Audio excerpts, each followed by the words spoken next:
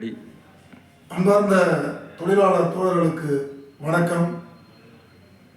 விவசாயியின் குரலாய், தொழிலாளியின் குரலாய், கிராமத்தின் குரலாய் இடது தொழிற்சங்க மையம் டிசம்பர் 6, 7 ஆகிய 2 நாள் மயிலாடுதுறை மாவட்டம் செம்பனார் கோவிலில் மாநில பொதுக்குழு நடைபெற இருக்கிறது.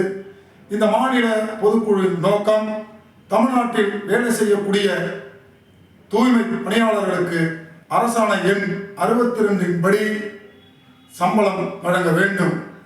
மாநகராட்சி தொழிலாளர்களுக்கு 754 ரூபாய் வழங்க வேண்டும். நகராட்சி தொழிலாளர்களுக்கு 638 ரூபாய் வழங்க வேண்டும்.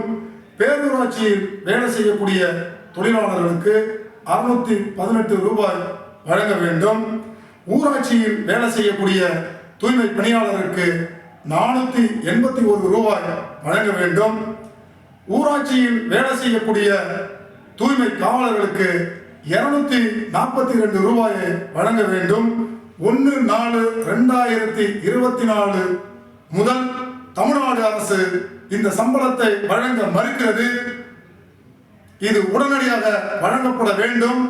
மற்றும் கட்டுமானம், அமைப்பு சாரா விவசாய தொழிலாளர்களுக்கு ஓய்வூதியம் 13,000 வழங்க வேண்டும். பொங்கல் போனஸ் 13,000 வழங்க வேண்டும்.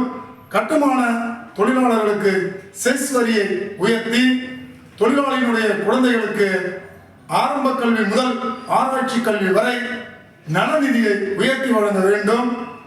விவசாய தொழிலாளர்களுக்கு 100 நாள் வேலை திட்டத்தின்படி 150 நாள் தேர்தல் வாக்குறுதியை அமல்படுத்த வேண்டும்.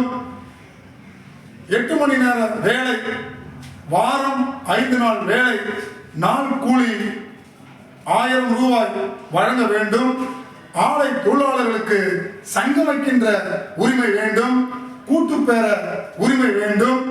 மக்கள் போராட்டங்களால் தமிழ்நாட்டை மாற்றி அமைப்போம் என்ற மைய முழக்கத்தோடு இடது தொழிற்சங்க மையம் டிசம்பர் 7ஆம் தேதி மாலை 4 மணி அளவில் செம்பனார் கோவில் செல்வம் சதுக்கத்தில் மாபெரும் பொதுக்கூட்டம் நடைபெறுகிறது.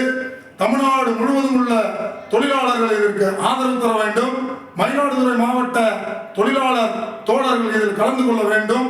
இடது தொழிற்சங்க மைய மாநில செயலாளர் தோழர் வீரச்செல்வன்.